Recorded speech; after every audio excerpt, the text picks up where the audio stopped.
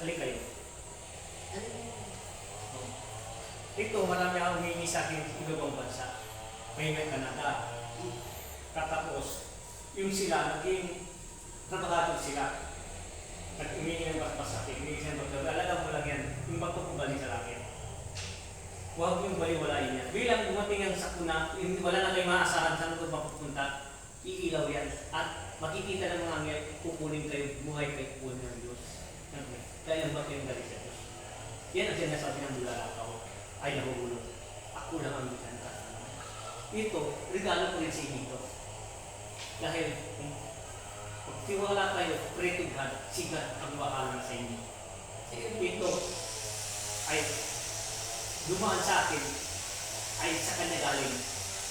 Yung karapat-dapat lang at pamimigay ko. Yung hindi karapat-dapat, hindi pinimigay. Dahil yan good, mahalaga. Dahil hindi pinimigay, regalo ko pa sa kaligtasan niya. Dahil sa pagtiwala niyo kung Jesus, si Jesus ang kandatan niyo. Okay?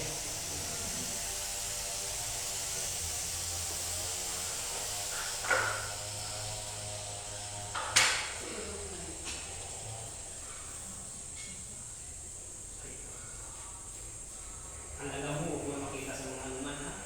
Sa iyo lang, saan mo sabi ko basta hawak mo lang yan. Yan ang santakan mo. Nandito ang wala ng din. Isipin mo, kay Jesus na sa'yo. Ang tahanan nito sa iyo. Alalaw mo ito, dahil matuloy sa iyo.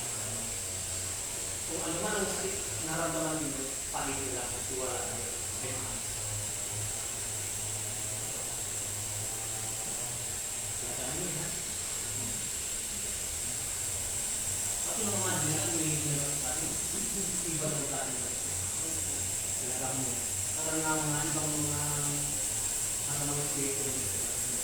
Naliwan niya. Parang salamat kayo ng mga pagkakas. Ito rin sa ibigay ko na. Kung ano yung ibigay. Ay, kita na. Okay, kaya lahat. Salamat. May bigay rin sa iba. Kahit saan, kahit sa patay, dahil lagi hindi niya. Ang Diyos ng Diyos. Hinabi ko.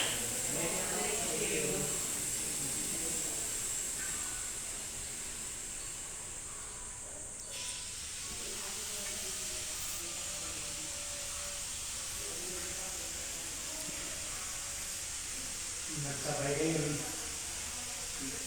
Nagsabay na. Nagsabay niyo yung agila. Agila ng kalapati. Ang Diyos Ama at Diyos Espiritu. Agila at kalapati, pinag-isa na.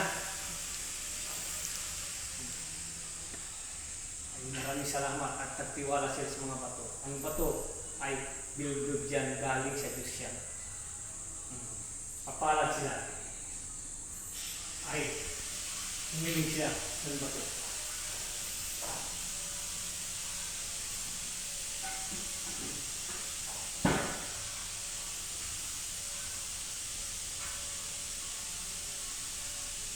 Ilipat na.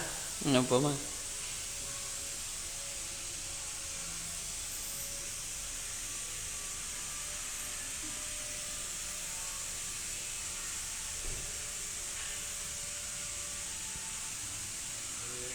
Pantay.